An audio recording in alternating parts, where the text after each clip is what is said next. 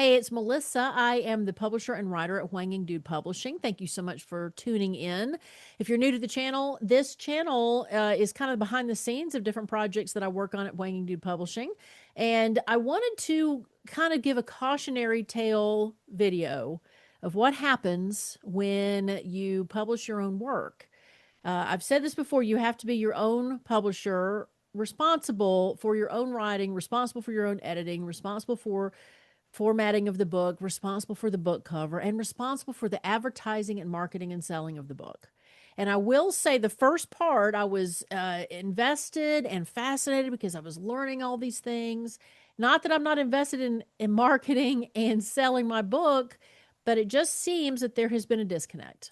And the reason I'm calling myself out now, why today, is because I just got done with lunch with a few friends. And my friends work in media here in Atlanta, and one of them had already gotten a copy of my book and had read it. And the other friend, who is a former colleague who I haven't seen in a while, she had no idea I'd even written the book. Thus began the conversation of, you have failed at your job, media person. I know that my personality is I am conditioned to be more of a worker bee than an entrepreneur. I mean, I've always worked for other people. And so working for myself, I've allowed other things in my life to kind of take over. Now I am raising a young son, but that's not an excuse for not making sure everybody knew that I had published a book. So my book is called Facing Inward. It's a memoir about my medical journey from childhood through COVID. And in it, I talk about stories from childhood as well as stories from my radio days in Atlanta. And so, anyway, this little powwow of ladies at lunch, we decided to come up with a way to get the word out. One of the other things that my friend who did know about the book was most disappointed in, she's like, you haven't had a book signing. Like, you haven't had several book signings. And that's true. As of this recording, I have not had any book signings. And it's one of those things where I think that everybody has their point of intimidation.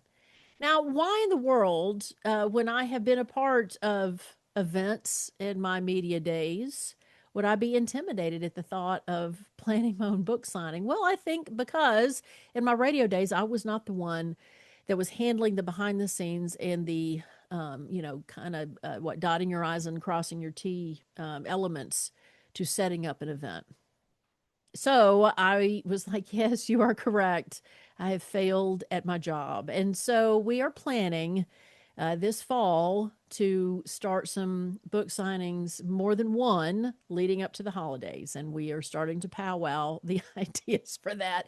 So if you're someone in the Atlanta area, because that's where we'll start, that has an idea for a bookstore or neighborhood that you would love to have a book signing in, then just please let me know in the comments. But yes, I thought, you know what, when I get back from lunch, I've got to put this, on video to warn other people that it is very easy, even though you're doing something that's really cool and it's, I don't know, potential for money, but it's just it's your baby and it's your story and it is exciting and it's wonderful.